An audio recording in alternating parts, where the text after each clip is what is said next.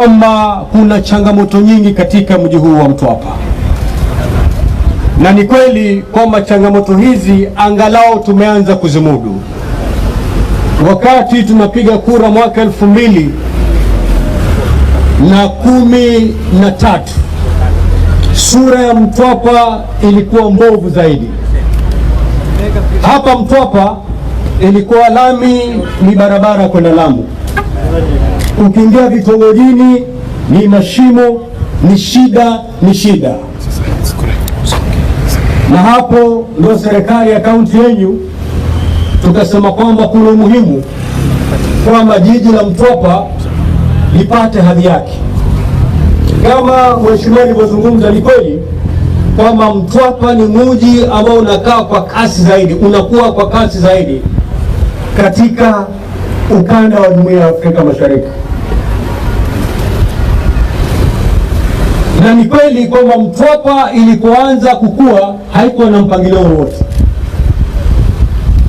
Hakuna sehemu za mashule, hakuna sehemu za public utilities. Mji wa Mtwapa ulikuwa bila mpangilio. Hata sehemu ya soko hakuna, hata sehemu ya kujenga choo cha umma hapa Mtwapa hakuna. Ni mji ambao uliachwa ukakuwa bila mipangilio, na tulipoingia tukasema kwamba kuna umuhimu kwamba tulete mipangilio ndani ya Mtwapa ili watu wa Mtwapa nao wapate zile tunaita public utilities, soko, vyoo vya umma, pahala pa kuabiri magari. Hayo yote ulikuwa hawezi kupata hapa Mtwapa, na ndiposa tukaanza safari ya kutafuta ardhi. Mimi mnakumbuka wakati napiga siasa yangu ya ugavana mwaka 2013, nilisema kwamba nikipata nitaweka soko katika kile kiwanja ambacho kiko opposite na Bada. Lakini baada ya kuapishwa kama gavana, tukaanza safari ya kuleta ramani ili tujenge soko pale. Tukapata mabwana tayari wana title deeds ya pale pahali, hata wamechukua maloni kwa benki, wakawekeza ile title kama zabuni. Ikawa ni vigumu kuweka soko ndani ya Mtwapa, maanake soko inataka kiwanja kikubwa. Pahala ambapo watu wanafanya soko ni mabega ya barabara, hatuwezi kujenga soko. Tukaanza safari mwanzo ya kutafuta kiwanja, tukabahatika kupata kiwanja baada ya danka pale chini. Soko likaanza kujengwa, tukawa na changamoto nyingi, lakini jana nilikuwa pale, yule mwanakandarasi sahihi anapaka rangi lile soko, na nimwambia kwamba ninakupatia mpaka mwezi wa 4. Nataka wanasoko wa Mtwapa watoke mahala hapa pabaya waingie ile soko la kifahari.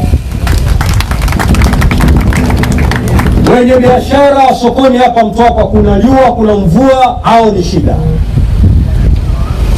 lakini angalau sasa yale machozi ya mwanasoko wa Mtwapa yataanza kukauka.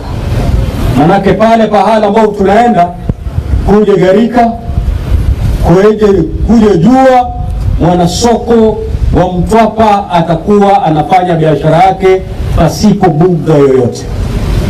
Na pia tukasema kwa sababu barabara hii inapanuliwa, hakutakuwa na nafasi ya kuabiri ama mabasi matatu kuweka gari zao katika mabega ya barabara, manake barabara hii yapanuliwa. Katika ile soko ile pia kuna bus park, mabasi yote, matatu zote zitakuwa zikiabiri, zikichukua abiria katika pahali. Na tukifanya hivyo, bila shaka wale wanunuzi watakuwa wengi pale. Na ndio katika ile kamati ya soko tuliambia kwamba wakati tunazindua lile soko, tunapeleka watu wakauzie bidhaa zao pale sokoni. Sitakubali kamwe kuona mtu anauza tomato zake huko. Ikiwa mtu wa Mtwapa anataka tomato, maboga ama lolote, ataenda sokoni. Si wengine wanaenda kule, wengine wana mkato hapa, wanaweka nyanya zao hapa, watu wanangoja nyanya kule sokoni, wanapata watu hapa hapa. Kwa hivyo kila mtu tumeelewana kwamba baada tumeingia kule, hakuna kuona tomato, kabichi, mchicha, mnazi, dagaa zikiuzwa huku kwa mabega ya barabara. Manake saa hii ni hatari hata kwa maisha ya wakazi wa Mtwapa, wale ambao wananunua maboga hapa. Gari yapita hapo, mboga zauzwa hapo, kila kitu ni hapo. Walikuja wanasoko wakaniambia kwamba gavana, tujengee choo pale. Nikashindwa kukiweka wapi, manake wenye mashamba hawataki mashamba yao tuwajenge choo. Lakini mkienda kule, licheni vyoo, hata bafu ziko pale.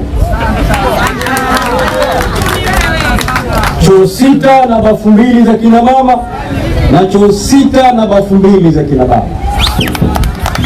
Kwa hivyo umechelewa kwa nyumbani, njoo oge pale, uje fanye kazi, kila kitu iko pale. Na vile vyoo pia ni biashara, maana kwa vijana tutawapatia wasimamie usafi wa vyoo vile ili wapate kazi. Kwa hivyo kila mtu tumemjali wakati tunaingia pale pahali. Na pia vijana wetu wa bodaboda, kwa sababu watu wengi watajaa pale nje karibu na barabara, tutaweka bodaboda shed ambao vijana wetu watachukua abiria hao kuwaleta ama kuwapeleka sehemu ambao wanataka kwenda. Hilo ndio tulifanya. Na kama mjuavyo, hapa kulikuwa kuna barabara lami, tukaanza barabara kwenda chini kule, tukapiga mviringo mpaka tukarudi main road. Hiyo imekamilika na inatumika, haina shimo. Tukapita, tukaweka lami, tukapitia moorings, tukaja mpaka hapa karibu kwa chief. Saa hii barabara hii imeunganisha, hiyo imeleta hapa. Hii yote kwa sababu tunataka kuleta sura mpya la jiji la Mtwapa. Lakini nataka niwaambie hivi wananchi, wakati serikali inasukuma, tunataka nao wananchi wafanye nini? Wasukume hili gurudumu niende kwa kasi. Pote amezungumza hapa na akasema kwamba yeye ni paruanja, hadanganyi. Akasema sisi tunajenga, tunachimba kisima hapo katikati, anashagani cha nini? Watu wa Mtwapa walikuja kwangu kulia drainage hapa National Bank. Tukaja tukawa tunataka kurekebisha ile drainage. Ile barabara sisi tulitengeneza, ilitengenezwa vibovu na tunataka turekebishe. Mwanakandarasi alipoanza kazi kuweka mtaro, siku ya pili aliporudi akapata kumewekwa ukuta. Na mkazi wa hapa Mtwapa ameweka ukuta, anasema hawezi fanya drainage kwangu shambani. Nasema sawa, manake drainage, mtaro lazima upitie mashamba na karibu na nyumba za watu. Tukasema kwa sababu hatuwezi kufanya hivi, ila ambao tutafanya ni ile profesa ametuambia hapa, na huyu ni engineer wa hii mambo. Kwa kizungu kuna vitu vinaitwa vertical drainage na horizontal drainage. Horizontal ni zile za mtaro unaenda hivi. Vertical ni ile inaenda chini kwa sababu huna nafasi ya kufanya nini? Kwenda horizontal. Ile kuchimba kisima ni kwa sababu tumezuiwa na mtu wa hapa Mtwapa kutengeneza mtaro. Ibidi tuchimbe kisima mpaka tutoboe maji, ili maji ya mvua ikiingia inamweka pale na inachanganyikana inaenda kwa bahari, lakini ndani ya nini? Ndani ya ardhi. Ndio kile kisima cha chimbwa pale. Na tena hicho kina shida. Tulipoacha mtaro kwa sababu mtu wa Mtwapa hataki, tukasema tuchimbe kisima. Baada ya siku mbili tukaja asubuhi, yule mwanakandarasi tumempatia, kimejazwa magogo kile kisima, na mtu wa hapa Mtwapa. Ningekuwa ni mtu wa hasira, ningesema tupilia mbali Mtwapa. Manake miji yataka drainage ni miji mingi. Kilifi yataka, Watamu, Malindi, Mariakani, Mtepeni, Kaloleni. Ningesema ya nini? Kwa nini naja hapa ambapo sitakikani? Ngoja nipeleke mradi huu pahali utakumbatiwa. Lakini nikasema nikifanya hivyo, mkazi wa Mtwapa atapata shida. Wale mabwana ilibidi tuwaite, tukamwambia thubutu kutia gogo tena hapa, thubutu kutia gogo tena hapa. Mimi hata sitakuja kwako, wa Mtwapa watakutembelea.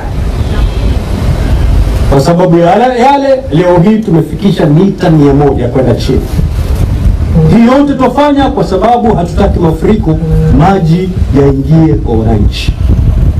Kwa hivyo wakati serikali tunapiga bidii, wananchi pia tunataka mfanye nini? Msimame na sisi. Maanake mradi huu faida ni ya mwananchi, sio serikali. Wote amezungumza kuhusu barabara hii. Na wana Mtwapa kupitia kiongozi wenu alipokuja kuleta kilio hiki,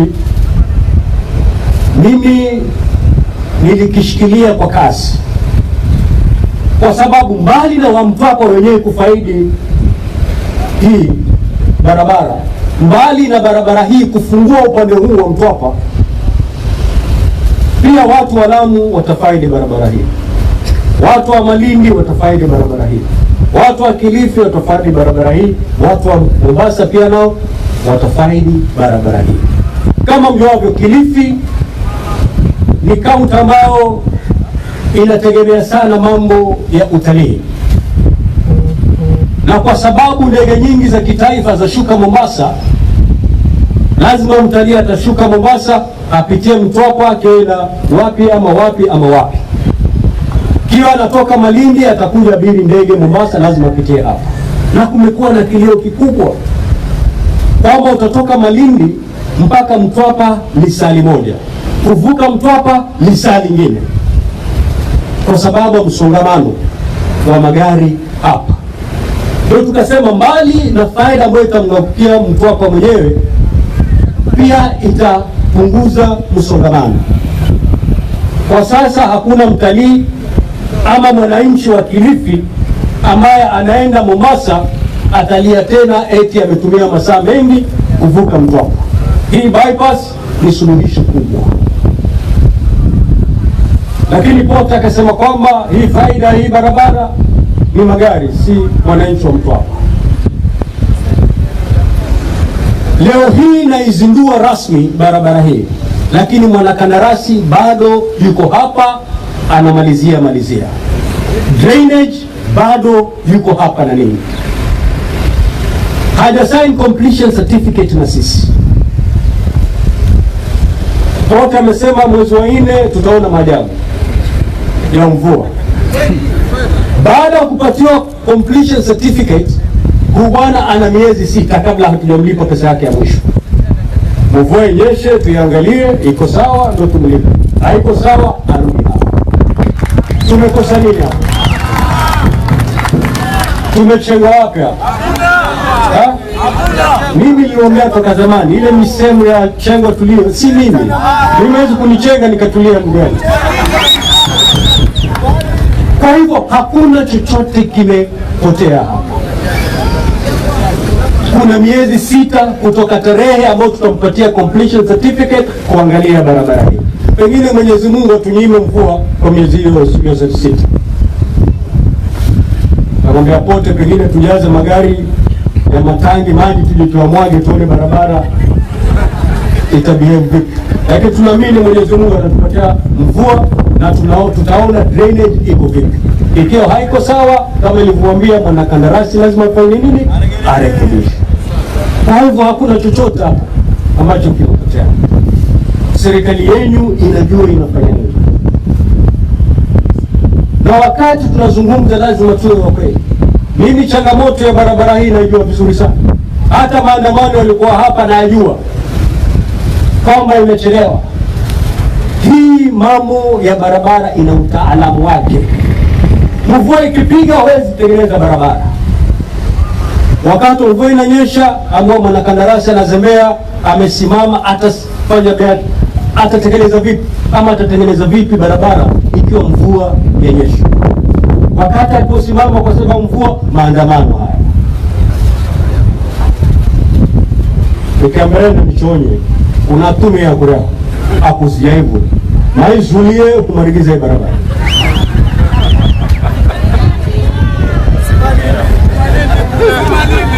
Hata Malindi nawaambia ni wapi, wakaenda wakafanya hayo, ikasimama barabara. Ndio hii sasa, bila maandamano kwa shahadu hii barabara.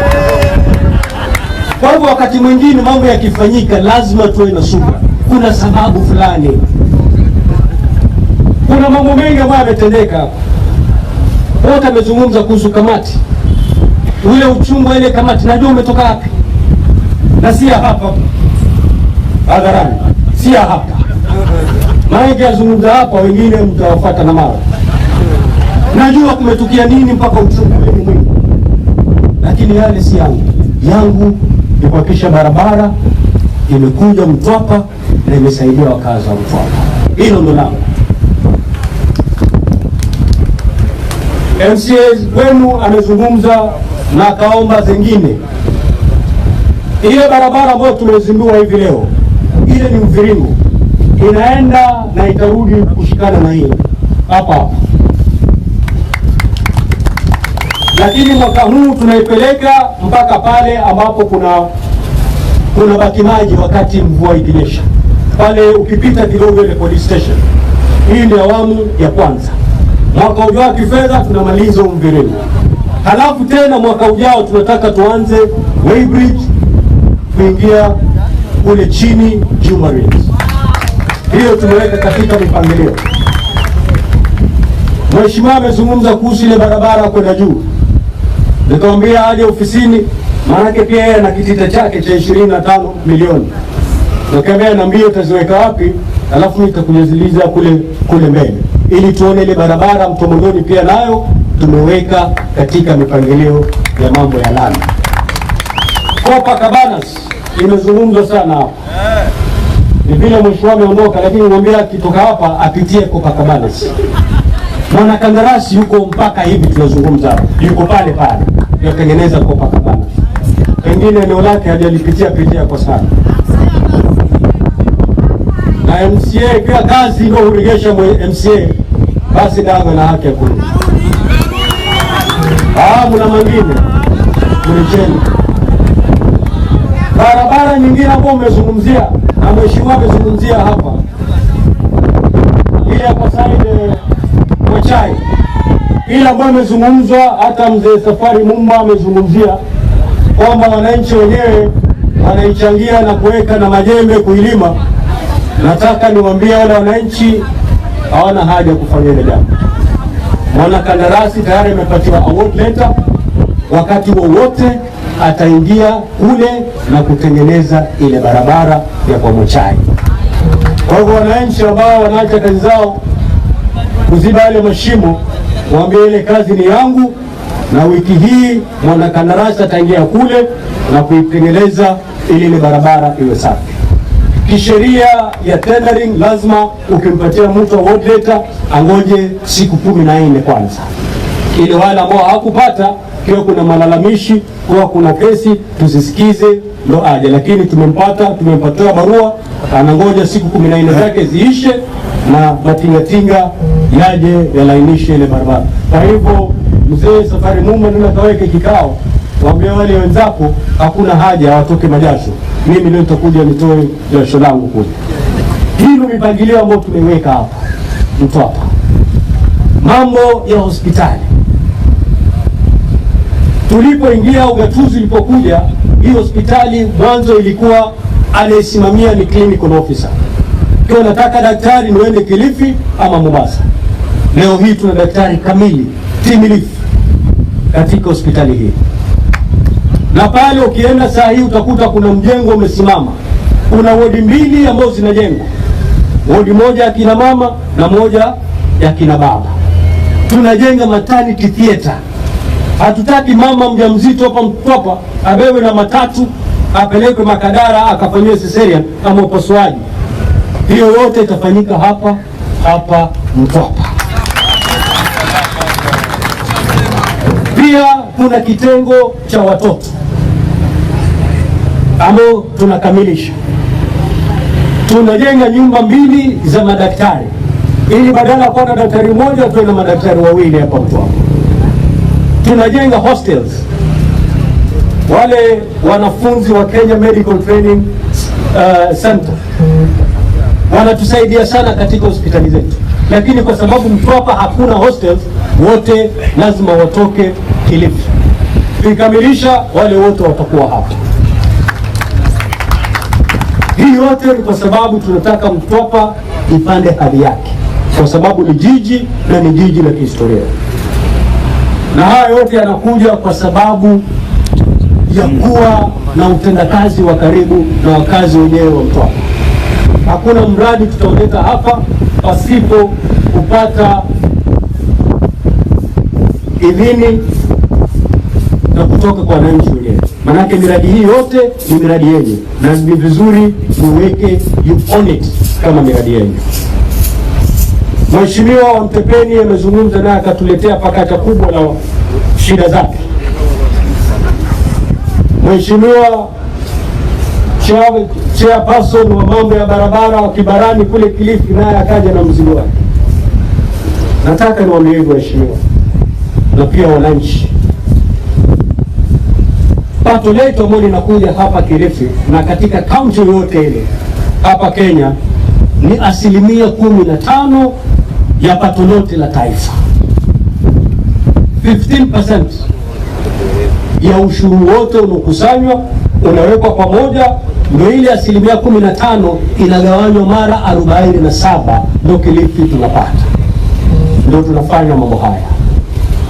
Nataka niulize wananchi, je, tukitoka pahala kwa 15% tuipandishe mpaka pengine 45, maendeleo yataongezeka hataongezeka? Ndio haya mambo ambayo Mheshimiwa Ndago amezungumza. Hiyo ndio swala linomfanya Gavana Kingi habanduki ndani ya BBI. Wengi wanasema BBI ni faida kwa wanasiasa. Asilimia itoke 15% mpaka 45. Atafaidika ni mwanasiasa ama ni mkazi wa kawaida wa Mtwapa? Wengi wanasema BBI ni ya Raila, faida kwa Raila. Ni siku gani Raila atatumia hii barabara? Kila siku? Ni kila siku? Hii hospitali tunajenga na pesa hizi, atakuja jifungua hapo ni mtoto Raila? Ni bibi ya Raila? Niache sisi haijui mwanzo. Hiyo ndio maana tunasema BBI. La kwanza ni kuhakikisha kwamba asilimia ambayo inaenda kugusa mkazi wa kawaida lazima iongezwe. Hiyo ni faida kwa mkazi wa kawaida. Mkikataa, watu wa Mtwapa mkisema gavana hakuna haja uongeze kutoka 15% mpaka 45, acha zibakizi 15. Kama mnakubali hilo, mimi nitoke BBI mara moja. Nitoke sitoke? Nitoke BBI? Niko kule kwa sababu najua nikiwa pale namtetea mkazi wa Mtwapa, mkazi wa Kilifi, mkazi wa Pwani, kazo wa kawaida. Lengine ambalo tunalizungumzia ndani ya BBI ni hakikisha kwamba sehemu zote za Kenya na kabila zote za Kenya zinawekwa ndani ya serikali, kama serikali inaleta sura ya Kenya mzima. Wazungu wanaita inclusivity. BBI inasema wakati umefika kwamba hata kabila ndogo ziwekwe ndani ya serikali, si kabila kubwa peke yao. Toka uhuru ni tuwapate uhuru ni kabila kubwa, kabila kubwa, kabila kubwa.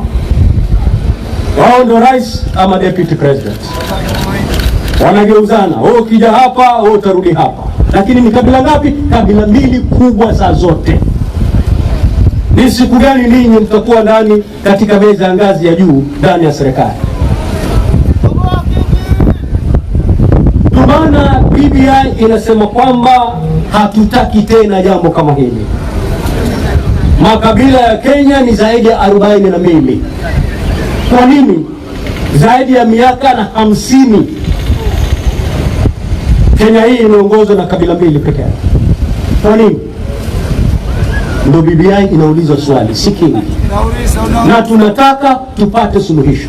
Na suluhisho ni kwamba serikali yoyote ile lazima iwe na sura ya Kenya mzima. Kila Mkikuyu atakuwa Muduruma awe, Mugiriama awe, Mswahili, Mkalenjin. Si baraza la mawaziri 20, nafasi karibu 5 zinaenda sehemu moja. Hiyo ndio BBI, ndugu yangu, umepata vizuri. Kwa hivyo mambo ya BBI ni mambo ambayo yanaangazia changamoto halisi, changamoto halisi, mambo ya kuhakikisha kwamba maendeleo yanaenda kwa kila mtu, shared prosperity. Kiambu ikiendelea, Kilifi lazima iendelee. Hiyo ndio BBI inazungumza. Leo hii Mtwapa bado mnalilia lami za ndani ya miji. Tembeeni mtaona ile miji mingine vile iko lami kila kona, kila si lami ni kabro. Manake maendeleo ilikuwa inapelekwa pasipo usawa, lakini BBI inasema not anymore. Ukiniwekea kabro Kiambu, niwekee kabro Mtwapa. Hiyo ndio BBI inazungumza, usawa wa kimaendeleo. Halafu leo hii mtu anakwambia tupilia mbali mambo ya BBI. Ikiwa wengine watatupilia mbali BBI, hapa pwani hatutathubutu. Manake sisi ndio tunajua shida ya kutengwa. Na kwa sababu tumepata mwanya huu wa BBI, kupenyeze na sisi tuwe pale, kufa gari kufa dereva. Tuana nao safari hii.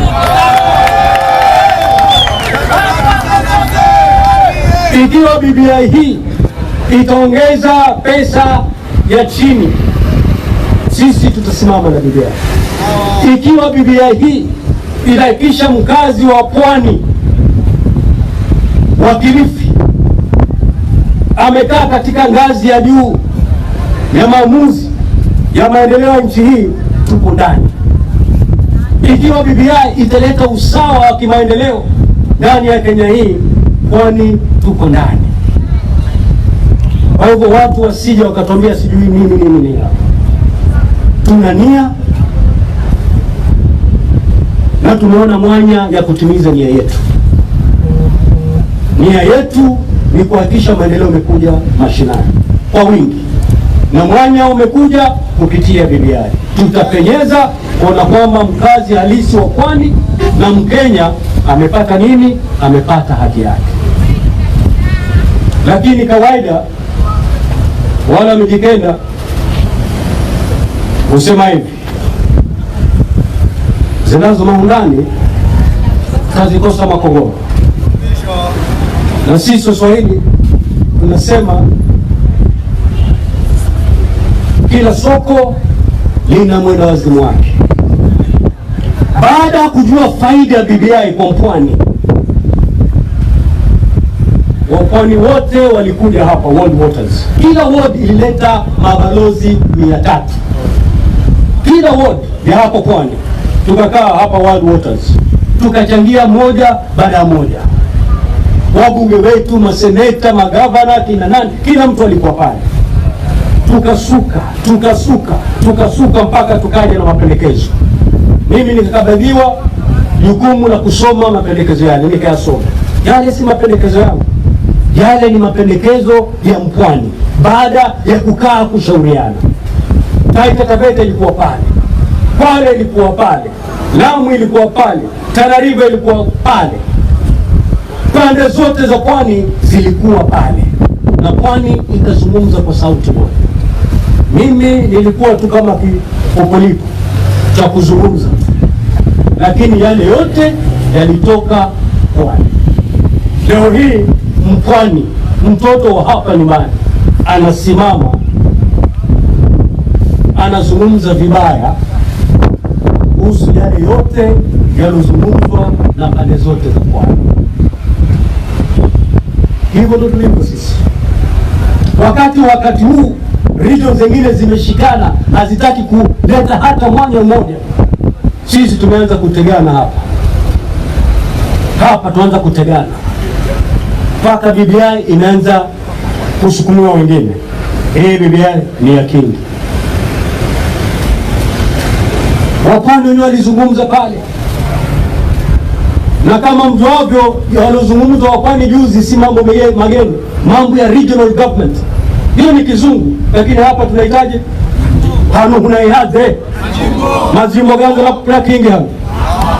Miaka 11 kabla Kingi kuzaliwa, kuna kijana alitoka hapa Kilifi hapa kwenda London, Lancaster House.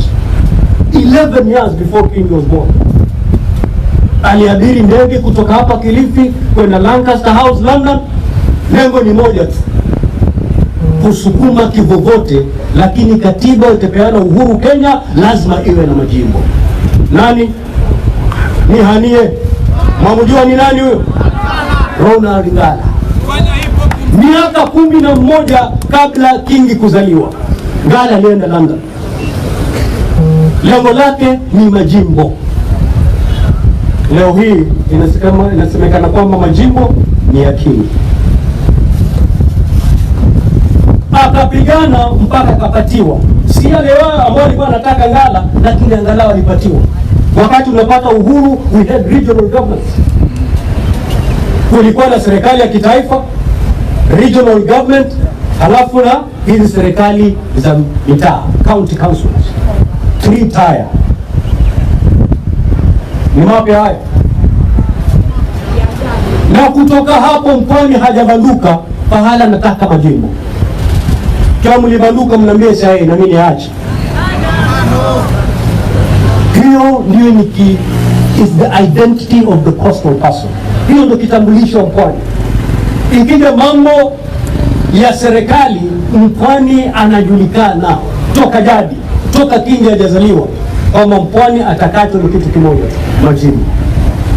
Je, mimi kama kiongozi wenu nisiposukuma gurudumu la kuleta majimbo, itakuwa ni mabwaga ama itakuwa ni mwakwezi? Itakuwa ni mabwaga. Ndio maana saa zote tunasema kwamba hii ndio ndoto ya wananchi wetu. Na mimi kama kiongozi, kwa sababu nimepatiwa uongozi, ile tochi ya majimbo nimepatiwa mimi na viongozi na wananchi wangu, sitaizima. Nitaisukuma mpaka pale Mpwani atakapopata majimbo. Leo hii BBI imekuja inamuuliza Mpwani wataka nini? Sawa sawa, ni tufanye nini? Tuambie tunataka nini? Tukisema hivyo tutabandikwa sisi. Wapwani, hii nafasi tumeipata hii, tusipoitumia vizuri tutakuja tujute. Maana nafasi zimekuwa 3 sasa. Nafasi ya kwanza alipatiwa Ronald Ngala peke yake, akasukuma angalau akapata regional government. Si zile alizokuwa anataka, lakini angalau alituletea kitu. Nafasi ya pili ilikuwa mwaka 2010. 2010 tulipigana kule Nairobi ili tupate majimbo, tukakosa. Ile katiba mwaka 2010 ilipoletwa bunge, wabunge wote wa Pwani tukatoka nje. Wakatoa mbunge wenyu ni marehemu Benedict Gunda. Tukatoka nje na tukaitisha vyombo vya habari kama wabunge wa Pwani, tukasema kwamba kwa sababu katiba hii haina majimbo tutaipinga. Lakini baadaye, baada ya kuja kaa nyumbani, tukasema kwamba tukiipinga ile ya zamani ni mbovu zaidi. Heri tupate hii, tukipata nafasi nyingine tutasukuma gurudumu la majimbo. Tukakubali, lakini shingo upande. Ile katiba ambayo iko sasa. Mwenyezi Mungu ametupigia tochi. Tumepatiwa nafasi nyingine inaitwa BBI. kile ambacho kilifanya tuseme tuipinge ile katiba 2010, tuna nafasi kama wapwani, tumepata mwanya kusukuma kwa nguvu ili yale ambayo tunataka yaje. Tunasukuma, kuna wengine wanatuchuna huku nyuma ili urejere. Wapwani, hii ni nafasi yetu. Hii BBI ni nafasi yetu. Tukifuata hawa na wazimu ndani ya soko, tutabaki vile. Hii ni nafasi yetu, yale ambayo tulikuwa tunahitaji tuisukume, tuingize ndani, ili mkazi wa pwani naye apate afueni. Wengine wanasema kwamba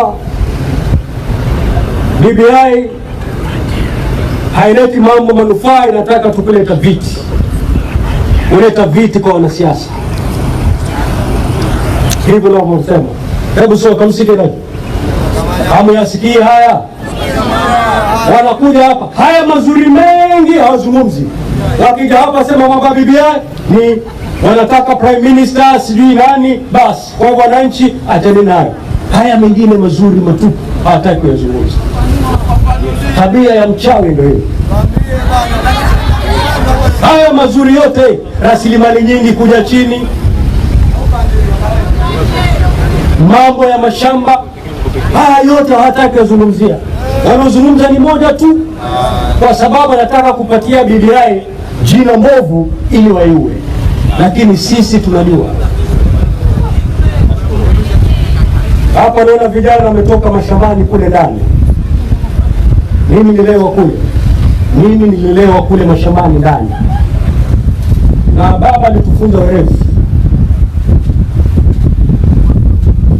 Kiwa kuna wageni wengi, kiwa watu ni wengi pale nyumbani na hatuna uwezo, unchinja kuku, wale kuku hatoshi hata watu wawili. Lakini jamaa wamekuja ni 15. Na uwezo wetu pale nyumbani ni kuku moja. Sasa ile supu nena kwa nyingi, zile nyama zinabaki chini. Sasa wakati sisi tumejikenda tunakula, baba anakuambia mwanangu voti, anakwambia nenda chini, lakini kimpango.